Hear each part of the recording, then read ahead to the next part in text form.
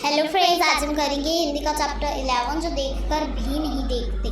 तो देखिए, Helen Keller ने लिखा है। जो हेलन केलर जो थी वो सुन भी नहीं सकती थी, मतलब देख नहीं सकती थी और सुन भी नहीं सकती थी। कितना मुश्किल होता है। देखिए, फिर चैप्टर स्टार्ट करते हैं। हेलन केलर ने लिखा है, कभी कभी मैं अपने मित्रों की परीक्षा लेती हूँ यह परखने के लिए कि वह क्या क्या देखते हैं। हाल ही मैं मेरी एक प्रिय मित्र जंगल की सैर करने के बाद वापस लौटी तो मैंने उनसे पूछा, आपने क्या क्या देखा? तो कुछ खास तो नहीं, उनका जवाब था। मुझे बहुत अचरज नहीं हुआ क्योंकि मैं अब इस तरह के उत्तरों की आदी हो चुकी हूँ। मेरा विश्वास है कि जिन लोगों की आंखें होती हैं वह बहुत कम देखते हैं।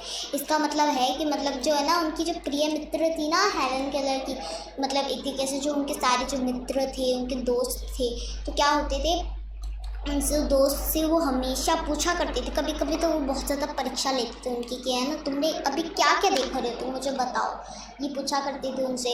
तो उनकी कभी कभी वो परीक्षा लिया करती थी। वैसे ही एक तरीके से एक बार क्या हुआ था, उनकी जो प्रिय मित्र थी वो एक दिन क्या गई थी, कहाँ गई थी, जंगल गई थी। तो वह जब वो वापस आ रही थी तब हेलन केलर ने उनसे पूछा कि तुम बताओ कि तुमने वहाँ पर क्या क्या देखा। तो उन्होंने कहा कुछ खास तो नहीं देखा था। उनका जवाब एक तरीके से ऐसा था कि मतलब उन्हें कुछ ना अचरज नहीं हुआ, ना उन्होंने कुछ एक तरीके से कुछ देखा ही नहीं, खास नहीं है, इस तरीके से उन्होंने कहा। उत्तरों की आदी हो चुकी हूँ क्या, इस तरीके से मतलब उनके जवाब का मतलब ये था कि वो उत्तरों की आदी हो चुकी है, वो देखना नहीं चाहती।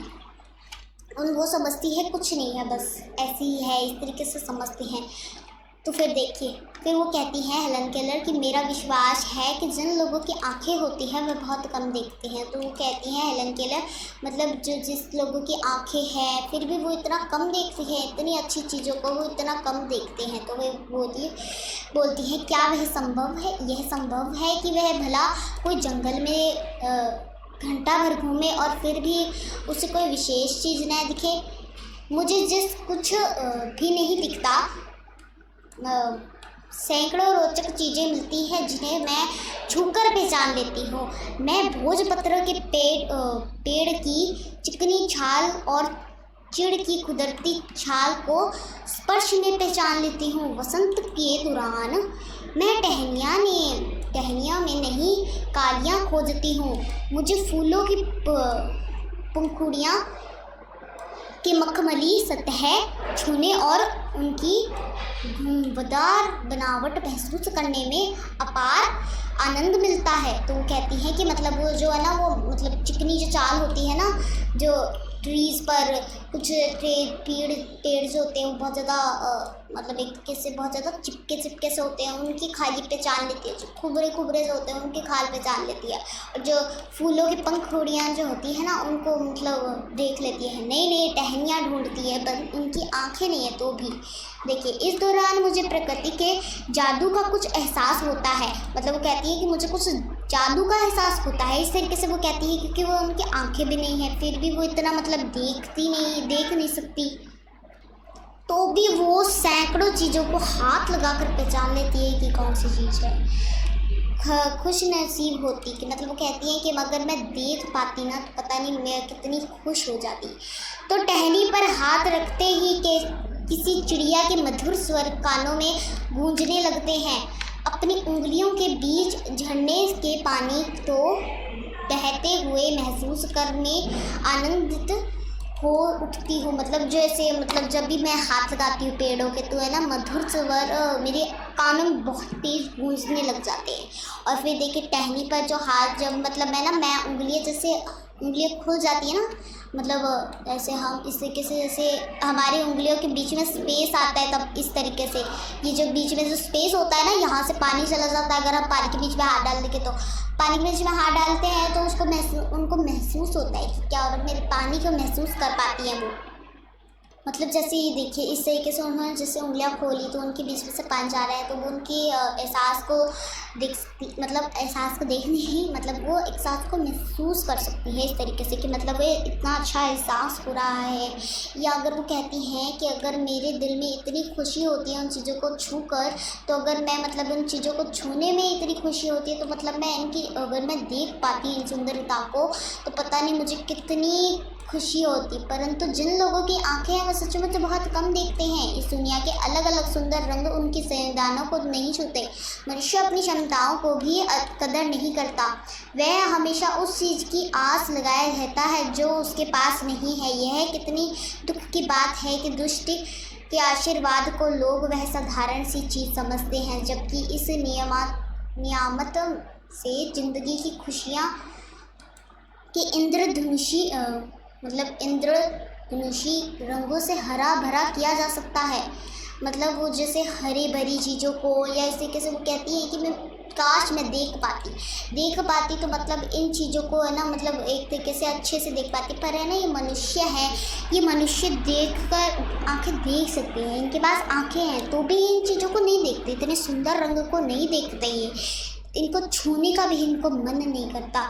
ये उन्हीं चीज़ की आस लगाए रखते हैं, उन्हीं चीज़ की रट लगाए रहते हैं कि जो उनके पास नहीं है, जो चीज़ उनके पास नहीं है ना, उसी चीज़ के पीछे पड़े रहते हैं कि मुझे वही चीज़ चाहिए।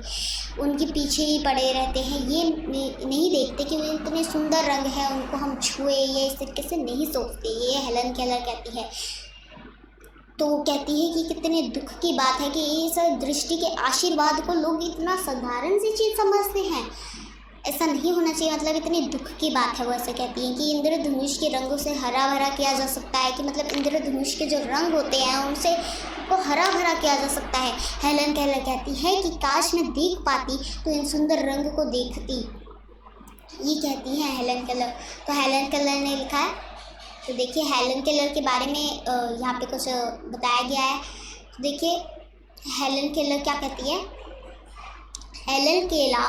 हेलन केलर जो है लेखिका के बारे में यहाँ पे बताया ना, मतलब बताया है कि हेलन केलर एक ऐसा नाम है जो मतलब अंधकार के बीच में से भी रोशनी देता है, ऐसा नाम है, ऐसे कहते हैं वो।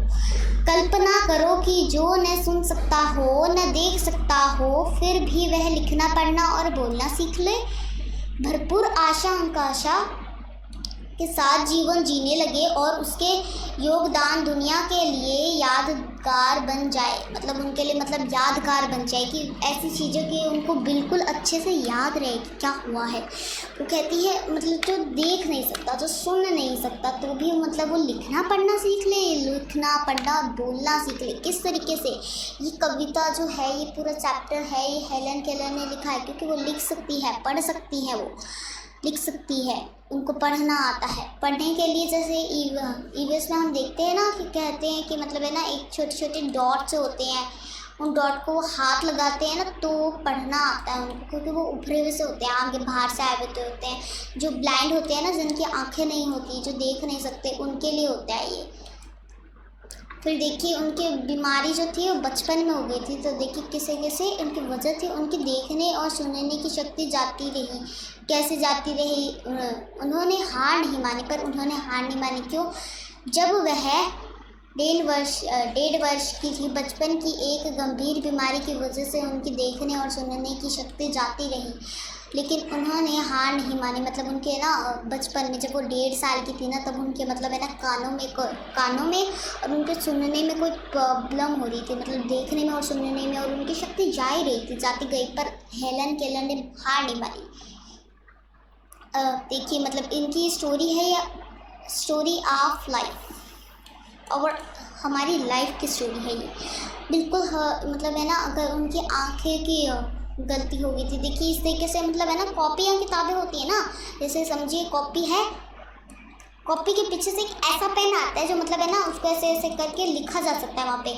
अगर आप है ना एक सेफ्टी पेन ले लीजिए और उसको है ना कॉपी पे है ना इस तरीके से कुछ भी लिख दीजिए, जैसे मैंने पी लिख दिया, तो पी लिखेंगे ना, तो पी लिखने के बाद में आप उसको है ना पीछे से करेंगे ना, तो पीछे से मतलब वो उभरा हुआ सा लगेगा, बहुत ज़्यादा बाहर आया हुआ लगेगा कि मतलब कुछ बाहर आया हुआ है। फिर उसको एहसास करके हम बताएंगे कि वो कौन सा शब्द है।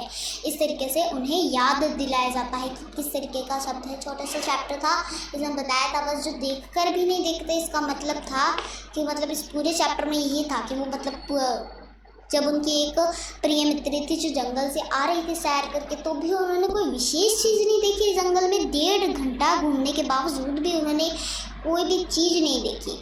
कि ऐसा कैसे पॉसिबल है, उन्होंने कोई चीज़ नहीं देखी, क्योंकि उन्हें तो ऐसा लग रहा था भाई जंगल में तो गए हैं, क्या होगा, इसलिए उन्होंने कुछ सोचा नहीं। तभी वो कहते हैं कि तभी वो कह रही हैं कि अगर उनकी आंखें है तो भी वो इतना मतलब इतना कम देखते हैं, उनकी आंखें हैं उनके बावजूद भी वो इतना कम देखते हैं। अगर मेरी आंखें होती तो मैं पता नहीं कितनी प्रसन्न हो जाती, प्रसन्न मतलब खुश हो जाती। वो कहती हैं कि मतलब है ना, मेरे मतलब ये है कितनी दुख की बात है कि दृष्टि के आशीर्वाद को लोग इतनी साधारण सी चीज़ समझते हैं, और मतलब उनको इन चीज़ें सुंदर रंग जो होते हैं, इतने अलग अलग सुंदर से रंग होते हैं, उनको छूने का भी मन नहीं करता। वो उन्हीं चीज़ की आस लगाए रहते हैं, उन्हीं चीज़ की रट लगाते हैं, उन्हीं चीज़ के पास जाने का मन करता है जो उनके पास नहीं है। ये नहीं कि जो उनके पास है और इतने सुंदर रंग है, क्योंकि वो देख सकते हैं तो भी उन चीज़ों को छू कर नहीं देखते, उनको मतलब है ना इग्नोर कर देते हैं कि क्या है ये क्या चीज़ है। पर हेलन केलर कहती है काश मैं देख पाती ना, तो मतलब मैं कितनी प्रसन्न हो जाती हूँ, छूकर भी मैं इतनी प्रसन्न हो जाती हूँ, तो पता नहीं देख कर कितनी प्रसन्न हो जाती। तो ये कहती हैं हेलन केलर। बस छोटी सी कविता थी, तो मतलब इसमें हेलन केलर जो थी उन्होंने मतलब वो देख भी नहीं सकती थी, सुन भी नहीं सकती थी, कितनी बुरी बात है, फिर भी मतलब वो लिखना पढ़ना बोलना सीख सकती है। मतलब उनको है ना पता है कि लिखना पढ़ना बोलना कितनी मतलब अलग सी बात है, कि कौन ऐसा जो है कि जो देख नहीं सकता सुन नहीं सकता फिर भी वो लिखना पढ़ना बोलना सीख ले, ऐसा हो सकता है। पर ये हेलन केलर कर सकती है।